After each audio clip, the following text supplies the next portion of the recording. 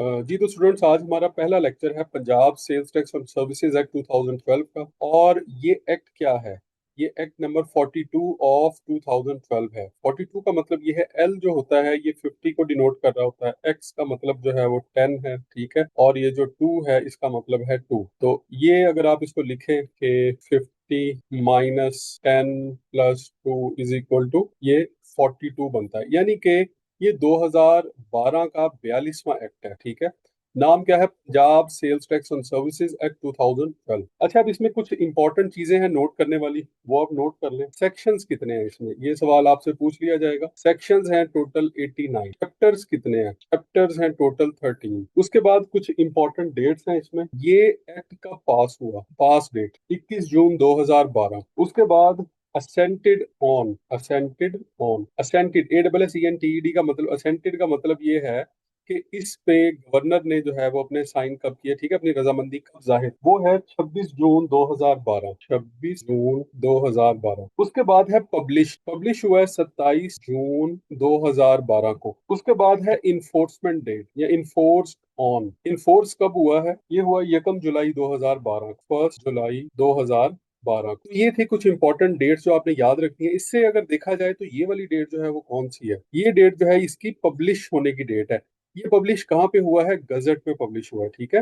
Gazette, ये पंजाब का official gazette होता है जिसमें सारे नोटिफिकेशन, सारे लॉज वगैरह जो है वो पब्लिश हो रहे होते हैं। तो ये उसके अंदर पब्लिश होने की इसकी डेट लिखी हुई है। तो ये सारी डेट जो है वो आप नोट कर लीजिएगा। वैसे भी जो है वो रिकॉर्डिंग हो रही है, आपको बाद में मिल जाएगी, आप उसमें बाद में भी रिकॉर्ड कर सकते हैं, लिख सकते हैं अपने आप अपने पास नोट्स में, या जहां पर भी आपने प्रिंट वगैरह निकाला हुआ है वहां पे आप इसको अपने पास लिख के रख लें और बार बार इसकी प्रैक्टिस करें। नेक्स्ट हमारे पास क्या है? नेक्स्ट जो है ये ऑब्जेक्टिव है इस एक्ट का। ये क्या है? ऑब्जेक्टिव। और ये क्या है? An act to provide for the levy of a tax on services provided, rendered, initiated, received, originated, executed और consumed in Punjab। एक ऐसा एक्ट है जो कि सर्विसेज के ऊपर, जो कि सर्विसेज रेंडर की जाती है। बाकी ये जो रेंडर, ये बाकी सारे वर्ड्स है ना, ये सर्विस, ये रेंडर के जो है वो सैनोनिम्स हैं, ठीक है। यानी सर्विसेज के ऊपर टैक्स लेवी करने के लिए जो है वो एक लॉ बनाया गया है, ठीक है।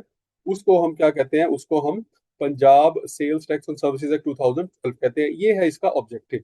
इसके बाद आ जाता है प्रीएम्बल। अच्छा, प्रीएम्बल किसे कहते हैं? प्रीएम्बल जैसे हम उर्दू में कहते हैं ना कि तमहीद बांधना, किसी चीज की तारीफ करना, ठीक है, या डेफिनेशन करना, या किसी चीज को शुरू करने से पहले जो है ना उसका थोड़ा सा तारुफ बयान करना, उसे कहते हैं प्रीएम्बल, ठीक है। तमहीद कहते हैं या उसकी तारीफ कहते हैं। Whereas it is expedient to provide for the levy of the tax on services provided, rendered, initiated, originated, executed, received और consumed in Punjab and to deal with ancillary matters। कहते हैं इसका मतलब, मकसद ये है कि सर्विसेज के ऊपर जो टैक्स है और उससे जितने भी रिलेटेड मैटर्स हैं उनको कवर करना। तो ये था जी इसका प्रीएम्बल। चैप्टर 1, किसी भी एक्ट का जो चैप्टर 1 होता है उसमें आम तौर पे आपको दो चीजें मिलेगी। एक, उसमें आपको मिलेगा short title, extent and commencement, और दूसरी चीज आपको जो उसमें मिलेगी वो आपको डेफिनेशंस मिलेंगी। तो सबसे पहले बात करते हैं शॉर्ट टाइटल की, एक्सटेंट की और कमेंसमेंट की। This act may be cited as Punjab sales tax on services act 2012। ये सर्विसेज के ऊपर टैक्स है, जहन में रखिएगा। ये जो टैक्स है ये गुड्स के ऊपर नहीं है, चीजों की खरीदो फरोख्त पे नहीं है, सर्विसेज की खरीदो फरोख्त के ऊपर ये टैक्स लगाया जाना है। अच्छा भाई,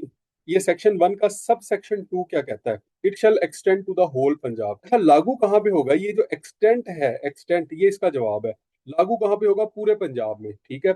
यानी रहीम यार खान से लेके रावलपिंडी और रावलपिंडी से लेके अटक तक जो है वो सारे का सारा जो एरिया है वहां पे ये लागू होगा इक्वली। सब सेक्शन 3 क्या कहता है? This act shall come into force on and from such date as the government may by notification in the official gazette specify. वो कहते हैं कि जिस दिन गवर्नमेंट इसको ऑफिशियल गजट में स्पेसिफाई कर देगी, इसका नोटिफिकेशन कर देगी, उस दिन से ये पूरे पंजाब में एनफोर्स हो जाएगा। और इसकी इन्फोर्समेंट डेट क्या है?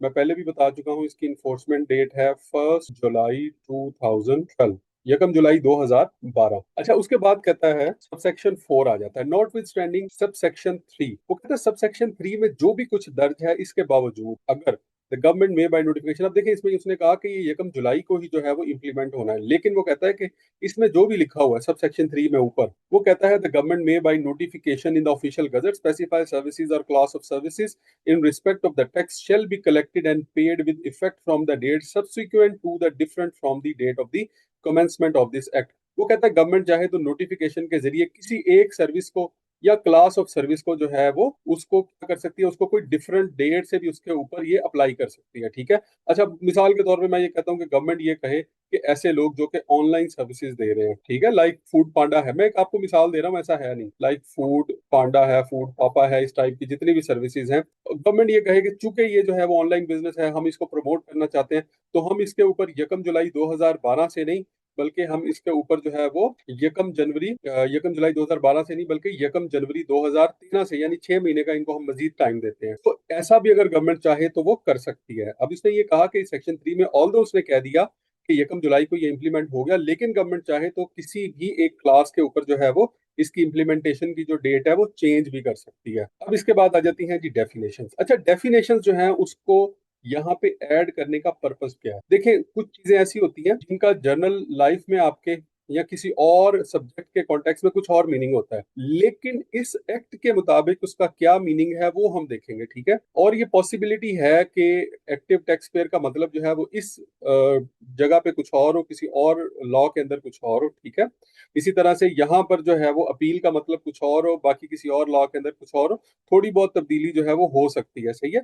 तो हम ये क्या है, हम यहाँ पे क्या करने जा रहे हैं, हम यहाँ पे उन तमाम डेफिनेशंस को, उन तमाम टर्मिनोलॉजीज को डिस्कस करने जा रहे हैं जो कि इस एक्ट में बार बार इस्तेमाल होंगी, और जब भी ये इसमें आएंगी तो आप फौरी तौर पे जो है वो आपके माइंड में आएगा कि इसका मतलब ये था, हमने पढ़ा, ठीक है। अब सबसेक्शन 1 क्या कहता है? कहता है कि एक्टिव टैक्स पेयर, सबसे पहले एक्टिव टैक्स पेयर आ जाता है, मींस अ रजिस्टर्ड पर्सन, एक ऐसा पर्सन जो कि रजिस्टर्ड है, किसके पास? पीआरए के पास, ठीक है। जैसे आप रजिस्टर्ड होते हैं एफबीआर के पास, इसी तरह से पीआरए के पास भी रजिस्टर होंगे, जो ऐसे वो लोग ओके सर्विसेज प्रोवाइड कर रहे हैं और उस पर पैसे अर्न कर रहे हैं, जैसे डॉक्टर है, वकील है, टीचर है, या इस तरह के तमाम लोग जो कि सर्विसेज को डील कर रहे हैं। Whose registration has not been suspended और ब्लॉक लिस्ट, ठीक है, या सॉरी ब्लैक लिस्टेड, यानी कि ऐसे तमाम लोग जिनकी रजिस्ट्रेशन जो है वो ना तो सस्पेंड की गई है ना ब्लैक लिस्ट की गई है, वो कौन है? Active tax payer. इसी तरह से who has filed his tax return for at least one of the preceding 3 consecutive tax period, किसी ने जिसने पिछले 3 महीनों में से या 3 टैक्स पीरियड में से किसी एक महीने में भी अपना रिटर्न फाइल किया है।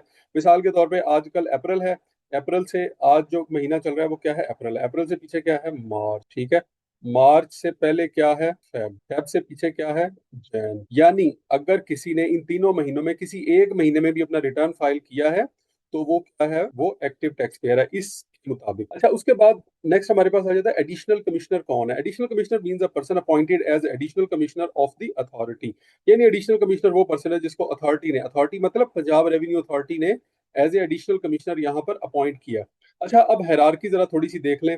सबसे पहले जो है वो होता है एनफोर्समेंट ऑफिसर डिस्ट्रिक्ट के अंदर, ठीक है। इसके नीचे जो है वो असिस्टेंट होता है, आपके पास जो है वो असिस्टेंट जो है वो एज ए स्टाफ होगा।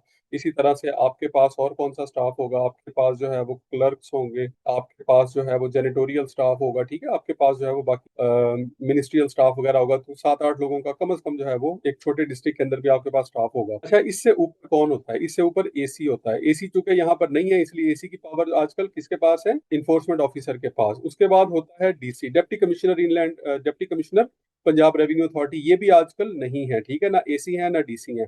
उससे ऊपर होता है एडिशनल कमिश्नर, एडिशनल कमिश्नर, ठीक है, ये डबल एम, एडिशनल कमिश्नर होना चाहिए। और एडिशनल कमिश्नर से ऊपर कौन होता है? कमिश्नर। और कमिश्नर से ऊपर कौन होते हैं? यहाँ पे चेयरमैन है, ठीक है। तो ये सारे के सारे लोग जो हैं ये मैंने आपको बता दिए, ठीक है। ये आमतौर पे ये हरार, अब चेयरमैन के नीचे कोई डेप्टी चेयरमैन अगर बना दी हो या वाइस चेयरमैन बना दी हो तो अभी मुझे पता नहीं है, लेकिन आमतौर पे जो है वो यही हरारकी फॉलो होती है। अच्छा भाई, अब यहाँ पे वो ये कह रहा है कि एडिशनल कमिश्नर का मतलब ये है कि वो बंदा जिसको अथॉरिटी ने एज ए एडिशनल कमिश्नर क्या किया है? अपॉइंट किया। ये ज्यादातर जो है वो यहाँ पर पीएमएस ऑफिसर जो है वो एज ए एडिशनल कमिश्नर या एज ए कमिश्नर काम कर रहे हैं, ठीक है। और आजकल जो चेयरमैन है इसके वो पास ऑफिसर हैं, यानी पाकिस्तान एडमिनिस्ट्रेटिव सर्विस के, या जो प्रीवियसली जो डीएमजी ग्रुप था उसके बंदे हैं। इसके बाद क्या है जी हमारे पास? Appellate tribunal. देखिए, एपिलेट अपील से निकला है, ट्रिब्यूनल जो है वो क्या है? वो एक बेंच है, ठीक है। एपिलेट ट्रिब्यूनल क्या है जी? एक बेंच है। इसको क्या कहते हैं? This is the second forum of appeal. क्या है? Second forum of appeal. Second forum of appeal का मतलब क्या है? इसका मतलब ये है, अगर आपने पहली अपील किसी ने करनी है, मिसाल के तौर पे डिसीजन किसने देना है? इन्फोर्समेंट ऑफिसर ने। अब देखें इन्फोर्समेंट ऑफिसर की पावर्स क्या है। इन्फोर्समेंट ऑफिसर जो है वो किसी को भी जो है वो नोटिस दे सकता है, ठीक है, उसके ऊपर फैसला दे सकता है, ठीक है, अपनी इवन के डिक्री जारी कर सकते हैं, जिसको कहते हैं कि डिक्री इशू करना, ठीक है। यानी फाइनेंशियल मैटर के अंदर जो डिसीजन होता है या रेवेन्यू के मैटर में जो डिसीजन होता है उसको डिक्री कहा जाता है, DCR। तो वो डिक्री तक जो है वो जारी कर देता है, सही है। अगर उसके ऊपर किसी को कोई एतराज है तो वो क्या करेगा, सबसे पहले वो जाएगा किसके पास, दिस इज सेकंड, तो वो सबसे पहले जाएगा कमिश्नर ऑफ अपील के पास, ये है कमिश्नर अपील। अगर यहाँ पे इसके डिसीजन से ये सेटिस्फाई नहीं होता तो फिर ये क्या करेगा, ये जाएगा एपिलेट ट्रिब्यूनल के पास, एपिलेट ट्रिब्यूनल के पास। इसका मतलब ये है कि पहला जो फोरम है अपील का वो कमिश्नर अपील है, और दूसरा फोरम कौन सा है, वो एपिलेट ट्रिब्यूनल है। अच्छा, एडिशनल कमिश्नर और कमिश्नर जो है वो अलग हैं, कमिश्नर अपील जो है वो अलग है, ठीक है, उसने वो एक अलग से हायरार्की है, ठीक है, ये आप ध्यान में रखिएगा जरा। तो एपिलेट ट्रिब्यूनल के पास जाके वो क्या कर सकता है, वो अपील कर सकता है, और एपिलेट ट्रिब्यूनल क्या है, सेकंड फोरम ऑफ अपील है, ध्यान में रखिएगा, ये सवाल आपसे पूछा जा सकता है। उसके बाद आ जाते हैं हमारे पास एरियर्स। एरियर्स क्या होते हैं, इसको उर्दू में कहते हैं बकाया जात, ठीक है। Arrears in okay relation to a brother. Person shall mean on any day that tax due and payable by the person under the act or rules before that day but which has not yet been paid। अब आज जो है 15 तारीख है, ठीक है। अब जो पिछले महीने का मार्च का टैक्स है, अच्छा यहाँ पे जो टैक्स है जहन में रखिएगा कि मंथली पे होता है, ठीक है। पीआरए का जो टैक्स है वो क्या है, मंथली है, ये दोबारा सुन ले, पीआरए का टैक्स जो है वो मंथली पे होता है, ये एफबीआर की तरह ईयरली नहीं है, सही है, मंथली पे होता है। तो मार्च का जो टैक्स है वो कब तक पे करना है, 1 अप्रैल से लेके 15 अप्रैल तक, 1 अप्रैल से लेके 15 अप्रैल तक आपने टैक्स पे करना है। 15 अप्रैल तक भी अगर आप पे नहीं करते, 15 अप्रैल जो है वो ड्यू डेट है, उसके बाद अगर आप 16 जो जैसे ही स्टार्ट होगी तो आपका जो टैक्स है वो किस में चला जाएगा, एरियर्स में चला जाएगा, बकाया जात में चला जाएगा, ठीक है। अब उसके बाद उसका ट्रीटमेंट क्या होगा वो एक बात की बात है, हम बात कर रहे हैं सिर्फ एरियर्स की, कि एरियर क्या होते हैं, बकाया जात यानी पिछले पिछले टाइम पीरियड के जो पैसे हैं, यानी कि वो जो टाइम आपका गुजर चुका है, इसकी ड्यू डेट गुजर गई है। उसके बाद आ जाता है जी असिस्टेंट कमिश्नर। असिस्टेंट कमिश्नर क्या है जी, assistant commissioner means a person appointed as an assistant commissioner of the authority, मतलब वो बंदा जिसको अथॉरिटी ने असिस्टेंट कमिश्नर अपॉइंट किया है। और इस वक्त असिस्टेंट कमिश्नर कौन है, इस वक्त एनफोर्समेंट ऑफिसर ही असिस्टेंट कमिश्नर है, ठीक है, उन्हीं के पास जो है वो असिस्टेंट कमिश्नर के इख्तियारात मौजूद हैं। उसके बाद आ जाता है जी एसोसिएट्स और एसोसिएटेड पर्सन। अच्छा, एसोसिएट या एसोसिएटेड पर्सन कौन से होते हैं, ये वो तमाम लोग होते हैं जो बिजनेस के जो है वो रिलेशनशिप में होते हैं, यानी कि कोई बंदा है, उसका भाई है, फादर है, तो उसके बच्चे हैं, तो ये क्या है, वो सारे उसके एसोसिएट्स हैं या उसके एसोसिएटेड पर्सन है। इसको मैं वर्ड बाय वर्ड नहीं पढ़ूंगा, उसकी वजह ये है कि इसको बहुत ज्यादा डिटेल में पढ़ेंगे तो आप लोग परेशान हो जाएंगे, ठीक है। तो मैं इसको जो है वो जस्ट आपको इसका क्रक्स बता दूंगा, जितना का आपसे पूछा जाएगा मैं उतना ही इसका बताऊंगा, बिकॉज ये वाला जो सेक्शन है वो थोड़ा सा जो है ना, वो सब सेक्शन जो है वो थोड़ा डिटेल के अंदर जो है वो इसमें हम नहीं जाएंगे। अच्छा भाई, इसमें एसोसिएट और एसोसिएटेड पर्सन क्या है, कहते हैं टू पर्संस हैं where relationship between them is that, दो लोग हैं ऐसे जिनके दरमियान रिलेशनशिप है कि वो एक दूसरे को इन्फ्लुएंस कर सकते हैं, मतलब वो पार्टनर भी हो सकते हैं, वो ब्रदर भी हो सकते हैं, ठीक है, वो फादर और सन भी हो सकते हैं, इनको क्या कहा जाएगा, इनको एसोसिएट कहा जाएगा। उसके बाद वो कहता है without prejudice to the generality of the paragraph 1, कहता है ये जो एक जनरल डेफिनेशन दी है ना ऊपर, को जो है वो इसके अंदर इसके साथ इसमें छेड़छाड़ किए बगैर, अगर वो कहता है कि ये जो नीचे वाले लोग हैं 1 2 3 अप टू सो ऑन, ये सारे के सारे लोग हैं, इनको हम क्या कहेंगे, इनको एसोसिएट्स कहेंगे। मिसाल के तौर पे इंडिविजुअल है and a relative of the individual, एक इंडिविजुअल है और उसका कोई रिलेटिव है, ठीक है, उसका उसका कोई उसका कजन है, उसका चाचा है, उसका ताया है, उसका मामू है, उसका भाई है, वालद है, ठीक है, ये सारे के सारे, इवन उसकी स्पाउस जो है वो भी क्या है, वो उसका एसोसिएट है। नंबर 2 पे क्या है, member of an association of person. Association of person जो है वो क्या है, एसोसिएशन ऑफ पर्सन कहते हैं पार्टनर को। तो एक पार्टनर जो है वो दूसरे पार्टनर का एसोसिएट है, और ये सारे पार्टनर जो है वो क्या है, एक दूसरे के एसोसिएट। इसी तरह से उसके बाद ये कह रहा है कि member of an association of person and the association where the member either alone or together with the associates under another application of the section controls 50% or more of the rights of the income and capital of the association. कहता है एक और बंदा है कि आपका associate है या मेंबर है और वो 50% शेयर उसके पास है, ठीक है, वो भी आपका एसोसिएट है, ठीक है, आपके कारोबार के अंदर 50% उसका शेयर है या उससे ज्यादा शेयर है। उसके बाद वो कहता है कि share holder in company, company का कोई शेयर होल्डर है, ठीक है, जिसके पास 50% से ज्यादा का शेयर है, ठीक है, या 50% से ज्यादा के वोटिंग राइट है, या उसके बाद डिविडेंड है, या कैपिटल उसके पास जो है 50% से ज्यादा है, वो भी एसोसिएट है। इसी तरह से दो कंपनीज हैं और एक कंपनी का दूसरी कंपनी के अंदर जो शेयर है वो 50% से ज्यादा है, जैसे एक पेरेंट कंपनी होती है, एक सब्सिडरी कंपनी होती है, ठीक है, 50% से ज्यादा वोटिंग पावर है या 50% से ज्यादा डिविडेंड की पावर है, डिविडेंड मतलब उसके प्रॉफिट जो है वो ले सकता है, या 50% या उससे ज्यादा जो है वो उसके पास कैपिटल है, यानी उसका जो टोटल सरमाया है उसमें से 50% या उससे ज्यादा इसने लगाया हुआ है, तो ये भी दोनों आपस में एसोसिएट है। अच्छा, इसमें ना एक एक्सेप्शन उसने दी हुई है सी में, कैसे? कहता 2 person shall not be associate, अगर दो लोग जो है ना वो एसोसिएट नहीं है, अगर वो कमिश्नर के पास जाते हैं और उसे सेटिस्फाई कर देते हैं कि भाई हम एक दूसरे के एसोसिएट नहीं है, ठीक है, तो ऐसी सिचुएशन में उनको एसोसिएट नहीं समझा जाएगा, अदरवाइज वो क्या है, वो एसोसिएट है। अच्छा, अब ऊपर जो है वो रिलेटिव की एक बात हुई है, ठीक है, रिलेटिव यानी कि रिश्तेदार, हम कहते हैं जी हमारा रिलेटिव है, तो वो कहता है रिलेटिव की डेफिनेशन क्या। आप देखें, हालांकि रिश्तेदार जो है वो एक बड़ी सिंपल सी सादा सी टर्म है, लेकिन यहाँ पे उन्होंने इसकी डेफिनेशन दी है, बिकॉज लॉ की जुबान में हो सकता है कि वो थोड़ा सा मुख्तलिफ हो। तो अब लॉ ने बता दिया कि रिश्तेदार आपका कौन कौन सा है, for the purpose of this act only, इस एक्ट के लिए, किसी और लॉ के लिए नहीं, सिर्फ इस एक्ट के लिए। एंसेस्टर यानी कि आपके आबा, बाप दादा, ठीक है, और बाकी ऊपर उसके बाद डिसेंडेंट, और उसके बाद आपके बच्चे, उनके बच्चे, और आगे so on, of any of the grand parents, ठीक है, नाना नानी दादा दादी जो है वो, उनके आगे बच्चे, ठीक है, उनके ऊपर जो है परदादा थे या उससे ऊपर वाली जो नस्लें थी वो, या फिर कोई अडॉप्टेड चाइल्ड है किसी का, या उसका कोई स्पाउस है, या फिर ऊपर जितने भी लोगों की बात की गई है, ठीक है, ऊपर वन में उनके जितने भी स्पाउस हैं, अगर किसी हस्बैंड की बात की है उसकी वाइफ, अगर वाइफ की बात की गई है तो उसका हस्बैंड, वो सारे के सारे लोग भी जो है वो क्या समझे जाएंगे, वो रिलेटिव समझे जाएंगे, relative in relation to an individual, ठीक है, रिश्तेदार ही माने जाएंगे। इसके बाद आ जाती है association of person. Association of person किसे कहते हैं, मैं आपको पहले भी बता चुका हूँ। एसोसिएशन ऑफ पर्सन का मतलब जो है, ये सबसेक्शन 5, ये पार्टनरशिप बिजनेस को कहा जाता है association of person. Includes, A firm भी हो सकती है, आर्टिफिशियल और जुरिडिकल पर्सन है, ये आर्टिफिशियल पर्सन है या जुरिडिकल पर्सन है, and any body of the person formed under foreign law, या फिर कोई फॉरेन लॉ के तहत कोई जो है वो कारोबार बना हुआ है, but does not include a company, लेकिन इसमें कंपनी शामिल नहीं है। उसकी वजह यह है कि कंपनी जो है वो अलग से जो है हम उसको देखेंगे, पार्टनरशिप जो है उसका एक्ट अलग है, कंपनी का जो एक्ट है वो अलग है, जेन में रखिएगा। इसके बाद क्या है हमारे पास, नंबर 6 में अथॉरिटी का क्या मतलब है। अथॉरिटी जहां पे जब भी इस्तेमाल होगा इस एक्ट के अंदर, उसका मतलब होगा पंजाब रेवेन्यू अथॉरिटी, ठीक है, जिसको स्टैब्लिश किया गया है पंजाब रेवेन्यू अथॉरिटी एक्ट 2012 के तहत। आपने ये याद रखना है कि पंजाब रेवेन्यू अथॉरिटी का एक्ट कौन सा है, 2012 का, जिसके तहत इसको बनाया गया है। अब ये दो अलग अलग एक्ट है, ठीक है, और बनाया क्यों गया है, इसको टैक्स कलेक्शन के लिए, और टैक्स का जो एक्ट है वो अलहदा है, ठीक है, जो कि हम पढ़ रहे हैं, पंजाब सेल्स टैक्स और सर्विसेज एक्ट 2012, ये भी 2012 का ही एक्ट है, सही है।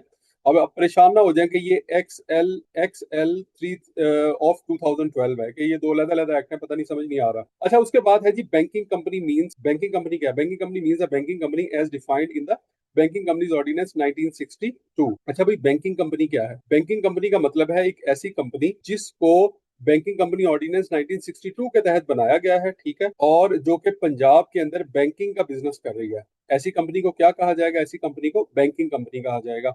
उसके बाद कमिश्नर कौन है? ले जी, कमिश्नर जो है वो पर्सन है जिसको एज ए कमिश्नर अथॉरिटी ने अपॉइंट किया हुआ है, एज ए कमिश्नर अथॉरिटी ने अपॉइंट किया हुआ है। वो कौन है? वो कमिश्नर है। बिल्कुल वही डेफिनेशन है कि असिस्टेंट कमिश्नर कौन है, जिसको असिस्टेंट कमिश्नर अपॉइंट किया गया है। ये आमतौर पे कमिश्नर कौन है? ये पीएमएस ऑफिसर है। आजकल जो ज्यादातर यहाँ पे लगे हुए हैं वो पीएमएस ऑफिसर है। इसके बाद कौन है जी? कमिश्नर अपील है, सबसेक्शन 9 में, means a person appointed as commissioner appeal of the authority. अच्छा, ये जो कमिश्नर की क्या पावर है, असिस्टेंट कमिश्नर की क्या पावर है, कमिश्नर ऑफ अपील की क्या पावर है, ये सारी की सारी जो पावर्स हैं ये आगे डिस्कस होंगी, ध्यान में रखिएगा। उसके बाद आ जाता है 9A, कमीशन क्या है? ये कमीशन कौन सा है? ये कमीशन वो है जो कि आपने कमीशन एजेंट का नाम सुना होगा, कि या आड़ती का नाम सुना होगा, ये वो जो अपना कमीशन लेते हैं, ये उस कमीशन की बात हो रही है, ठीक है। Includes any consideration in what ever form, कोई भी कंसिडरेशन यानी कि कोई भी फायदा जो कैश की फॉर्म में लिया गया हो या किसी और फॉर्म में लिया गया हो, गंदम ले ली, सब्जी ले ली, फल ले लिया, या कोई और चीज ले ली, रिसीव्ड और रिसीवेबल डायरेक्टली और इनडायरेक्टली बाय द पर्सन, चाहे वो उसने डायरेक्टली लिया या इनडायरेक्टली लिया। इनडायरेक्टली मतलब अब आगे कोई एजेंट रखा हुआ था उसके जरिए ले लिया, by a person acting on behalf of another person, या फिर और इसमें क्या होता है कि एक बंदा दूसरे के बिहाफ पे काम कर रहा होता है। मिसाल के तौर पे आप मंडी में जाते हैं तो वहां पे आप अपनी गंदम उनके हवाले कर देते हैं, वहां पे वो जो आड़ती होता है वो क्या होता है, आपके बिहाफ पे उसको सेल कर देता है, और उसमें से अपना उसका जो भी 2% 4% जो है वो उसका कमीशन होता है वो आपसे ले लेता है। नॉट बीइंग प्रोफेशनल सर्विसेज, लेकिन इसमें प्रोफेशनल सर्विसेज शामिल नहीं है। प्रोफेशनल सर्विसेज कौन कौन सी हैं इसमें? जैसे कि कोई लॉयर है, कोई डॉक्टर है, ये प्रोफेशनल सर्विसेज इसमें शामिल नहीं होंगी। In the course of buying or selling of goods or services in relation to any transaction relating to an asset valuable article not being securities, ठीक है। तो अगर गुड्स और सर्विसेज की सेल से रिलेटेड आप कोई भी आपने सर्विस दी है और उसके आपको पैसे मिले हैं तो वो कमीशन है, ठीक है। नॉट बीइंग सिक्योरिटीज, ये जो सिक्योरिटीज हैं वो कमीशन में नहीं आती। सिक्योरिटी यानी शेयर्स वगैरह जो हैं वो इसमें नहीं आते। जारी बात है, शेयर जो है वो तो उनका अलग से ट्रीटमेंट है, वो एटलीस्ट कमीशन नहीं है। उसके बाद कमीशन एजेंट कौन है? जो कमीशन के लिए काम कर रहा है वो कमीशन एजेंट है। जो हमने ऊपर कमीशन की बात की, उसके लिए जो बंदा काम कर रहा है वो कौन है? Commission agent. अब देखें जी, कमीशन एजेंट कौन है? Means a person who acts for consideration on behalf of another person for sale और परचेज ऑफ गुड्स और प्रोविजन और रिसीट ऑफ सर्विसेज। ठीक है, सेल परचेज का काम करता है चीजों पे के लिए, ठीक है, किसी और बंदे के लिए काम कर रहा है, या कोई जो है वो सर्विसेज प्रोवाइड कर रहा है, तो और वो जो है उस पर अपना कमीशन ले रहा है, उसको आप कमीशन एजेंट कहेंगे। Any person who while acting on behalf of another person, और किसी और बंदे के बिहाफ पे काम कर रहा होता है, ठीक है, गुड्स एंड सर्विसेज में डील कर रहा है या पेमेंट उसकी तरफ से कलेक्ट कर रहा है, सही है, तो ऐसे सारे लोग जो है वो क्या है? वो सारे कमीशन एजेंट है। या फिर कोई गारंटी दे रहा है किसी दूसरे के बिहाफ पे, ठीक है, और अपना कमीशन ले रहा है, वो भी क्या है? वो भी कमीशन एजेंट है। देखिए जी, डिस्ट्रीब्यूटर इसमें इंक्लूड नहीं होते। डिस्ट्रीब्यूटर जो है वो अपना कमीशन नहीं ले रहा होता। डिस्ट्रीब्यूटर एक एक गुड परचेज करता है और आगे उसको सेल करता है, ठीक है। ये तो परचेज ही नहीं करते, ये तो जो है वो चीज पड़ी होती है और आगे उसको बेच के और पैसे लेके जो अपना कमीशन रखे, बाकी पैसे उनको दे देते हैं। डिस्ट्रीब्यूटर इसमें शामिल नहीं होंगे, वो गुड्स में जो है वो डील कर रहे हैं। अच्छा, उसके बाद देखें जी, undertakes any activity relating to the sale or purchase of such goods or provision of receipts of services। हाँ, अगर अगर कोई ऐसा शख्स है जो किसी का माल बेच रहा है लेके, सिर्फ उसके उसको सर्विसेज दे रहा है। देखिए, अगर अगर आप इसमें गुड्स भी शामिल कर देंगे कि लेके, तो फिर ये सर्विसेज एक्ट नहीं रहेगा, फिर ये जो है वो जनरल सेल्स टैक्स बन जाएगा।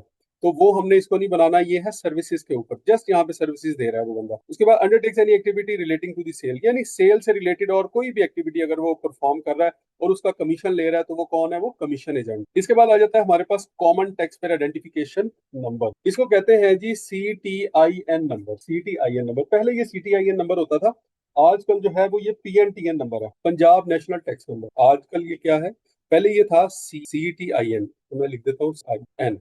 आजकल ये कुछ और है ये है PNTN। जैसे जैसे NTN होता है ना FBR का, वैसे ये PNTN है, Punjab national tax number. Punjab national tax number, ठीक है, इसको आजकल PNTN कहते हैं। ये क्या है जी? Common tax payer identification number means the registration number or any other number or identification code allocated to a registered person. Registered person को एक एलोकेटेड नंबर जो है वो दिया जाता है, और जैसे ही उसका नंबर आप डालते हैं, उसकी सारी की सारी डिटेल आ जाती है कि कितना टैक्स इसने पे किया, क्या कारोबार कर रहा है, क्या इनकम है, किस साल की जो है वो इसका क्या रिटर्न इसने जमा करवाया, सारी की सारी डिटेल आ जाती है, जैसे आपका CNIC होता है, ठीक है। इसीलिए टैक्स पेयर की जो आइडेंटिफिकेशन है वो किससे होती है? अगर FBR में है, FBR में तो वो NTN नंबर होता है, ठीक है, और अगर PRA है तो PNTN नंबर होता है, जिसको पहले हम CTIN नंबर भी कहते थे, common tax payer identification number. उसके बाद आ जाता है कंपनी। कंपनी होती क्या है? कंपनी की डेफिनेशन क्या है? ये सबसेक्शन 11 है। इसमें कहता है कि company as defined in the companies act 2017। Companies act 2017 में जिसको कंपनी डिफाइन किया गया है वो है कंपनी, या फिर a body corporate formed by और अंडर एनी लॉ। कोई बॉडी कॉर्पोरेट, ठीक है, कोई कॉर्पोरेट बॉडी अगर बनाई गई है, ठीक है, किसी भी लॉ के अंडर, तो उसको क्या कहेंगे? उसको भी आप कंपनी कहेंगे। जी PNTN लेटेस्ट है, लेटेस्ट। उसके बाद देखें, मुदारबा and any other Islamic financial institution है। मुदारबा कंपनी जो है वो क्या होती है? मुदारबा कंपनी बच्चों ऐसी कंपनी होती है जिसमें दो पर्सन होते हैं, दो पार्टनर होते हैं, दो से ज्यादा भी हो सकते हैं, लेकिन इसमें पार्टनर ए है, ठीक है, और एक पार्टनर जो है वो बी है। एक पर्सन क्या करता है? अपनी स्किल्स देता है या एक्सपर्टीज देता है, दूसरा जो है वो फंड्स देता है, और ये दोनों मिलके क्या करते हैं? बिजनेस करते हैं, सही है। ये इस्लामिक मोड ऑफ फाइनेंसिंग है, और इसको क्या कहा जाता है? इसको मुदारबा कहा जाता है, ठीक है। और अगर दोनों के दोनों फंड्स दे रहे हैं, दोनों अपनी स्किल्स दे रहे हैं, फिर वो मुशारका होता है, दैट इज समथिंग एल्स। और कंपनी इनकॉर्पोरेटेड आउटसाइड पाकिस्तान, वो भी कंपनी है। ट्रस्ट है, कोई कोऑपरेटिव सोसाइटी है, या फाइनेंस सोसाइटी है, या कोई और सोसाइटी है, वो भी कंपनी है। फॉरेन एसोसिएशन है, ठीक है, वेदर इनकॉर्पोरेटेड आर नॉट, वो इनकॉर्पोरेटेड पाकिस्तान में है या नहीं है, वो भी जो है वो एक कंपनी है। तो उसने क्या कहा कि ये सारी जो है वो कंपनी की डेफिनेशन के अंदर ही आती हैं, ठीक है। यानी कोई ऐसा ऐसा ऐसा वो कारोबार नहीं है जो पंजाब के अंदर काम कर रहा है और वो ये कहे कि नहीं जी मैं तो आपके अंडर नहीं आता, मैं तो कंपनी हूं ही नहीं। तो अब यहाँ पे एक्ट ने जो है वो डिफाइन कर दिया, बता दिया कि भाई आप जो कुछ भी हैं, लेकिन मेरे मुताबिक हम आपको कंपनी ही कंसीडर करेंगे। अब आपको पता चल जाएगा आहिस्ता आहिस्ता कि हम इसको जो है वो कंपनी की डेफिनेशन में सारी चीजों को क्यों लेके आ रहे हैं। उसके बाद सबसेक्शन 12 है, कंप्यूटराइज्ड सिस्टम क्या है? देखिए जी, कंप्यूटराइज्ड सिस्टम जो है वो जो यहाँ पे इस्तेमाल हो रहा है इस वक्त PRA के अंदर, वो एक तो आयरस है, IRI, ठीक है, और जो दूसरा नंबर है वो जो दूसरे नंबर पे है वो है PTMS, provincial tax management system. Provincial, ये है जी प्रोविंशियल टैक्स मैनेजमेंट सिस्टम। यानी कि दो तरह के सिस्टम इस वक्त इस्तेमाल हो रहे हैं। ये जो सिस्टम है ना आइरस, ये एफबीआर में भी इस्तेमाल हो रहा है। तो ये दोनों आपस में लिंक्ड है। बाकी जो पीटीएमएस है, प्रोविंशियल टैक्स मैनेजमेंट सिस्टम, ये सिर्फ और सिर्फ प्योरली कहाँ पे इस्तेमाल हो रहा है, ये पीआरए के अंदर इस्तेमाल हो रहा है। ठीक है, जब आप पीआरए में जाएंगे तो आप वहां पे दोनों सिस्टम ही इस्तेमाल करेंगे। अब कंप्यूटराइज सिस्टम से मुराद क्या है? कंप्यूटराइज सिस्टम से मुराद बच्चों वो वाला सिस्टम है जो कि आप क्या कर रहे हैं, वो कोई उनकी डेटाबेस है, ठीक है, या उनका कोई सॉफ्टवेयर है जिसमें आपने तमाम टैक्स पेयर्स का डाटा जो है वो मैनेज किया हुआ है। Means any comprehensive information technology system including its development. उसकी डेवलपमेंट आप चाहे उसको देखें, कोई भी प्रोग्राम है ना, उसको बनाने को, सॉफ्टवेयर है उसके बनाने को उसकी डेवलपमेंट कहा जाता है। ठीक है, जैसे सॉफ्टवेयर डेवलपर हमने सुना है जो उसकी कोडिंग करते हैं सारी, या उसकी अपग्रेडेशन है, या उसकी अगर कारकर्दगी को बढ़ाना है, अपग्रेडेशन होती है, या अपडेशन होती है। अपडेशन का मतलब यह है कि डेली बेस पे उस पर डाटा ऐड करना। सही है, मिसाल के तौर पे कोई नया आपके पास टैक्स पेयर आया तो उसका डाटा आपने उसमें ऐड करना है, उसको अपडेट कहा जाता है। आपने अगर अथॉरिटी ने ये सोचा है कि अभी हमने इसके सर्वर जो है उनकी कैपेसिटी को इंक्रीज करना है, हमारे पास जो स्पेस है वो कम है, या प्रोसेसिंग जो स्पीड है वो कम है, तो उसको अपग्रेडेशन कहेंगे। ठीक है, इसके बाद क्या है जी, to be used by the authority for any other office as may be notified by the authority for carrying out the purpose of this act. इस एक्ट के पर्पस को फुलफिल करने के लिए कोई भी कंप्यूटराइज सिस्टम, कोई सॉफ्टवेयर वगैरह जो आप इस्तेमाल कर रहे हैं, दैट इज कंप्यूटराइज्ड सिस्टम। ठीक है, इसका मतलब यह है कि लॉ ने इस सिस्टम के इस्तेमाल करने को जो है वो यहाँ पे क्या कर लिया, लिजिटिमाइज कर दिया, लीगलाइज कर दिया कि आप इसके लिए एक लॉ बना सकते हैं। उसके बाद आ जाता है default surcharge. Default surcharge means the default surcharge levied under this act. ये है एक इंपॉर्टेंट कॉन्सेप्ट है, इसके बारे में सवाल आपसे पूछा जा सकता है।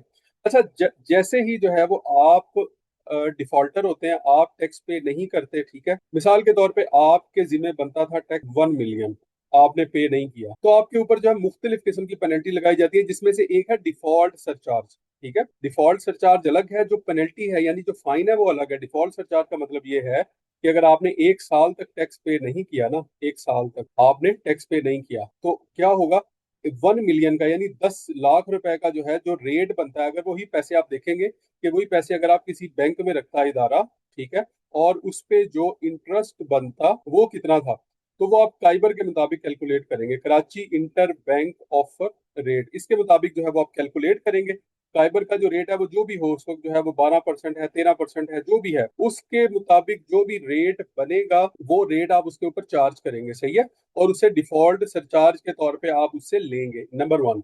नंबर टू जो है, इसके अलावा और भी पेनल्टीज होती है, वो हम आगे जैसे जैसे आएंगी वो साथ साथ पढ़ते चले जाएंगे। ठीक है, तो इसका मतलब ये है कि इसके ऊपर जो है वो पहली पेनल्टी तो ये लगेगी कि जितना अरसा उसने पे नहीं किया, ठीक है, उतने अरसे का जो अमाउंट बनती है उसके ऊपर उसको उतना चार्ज जो है वो पे करना पड़ेगा।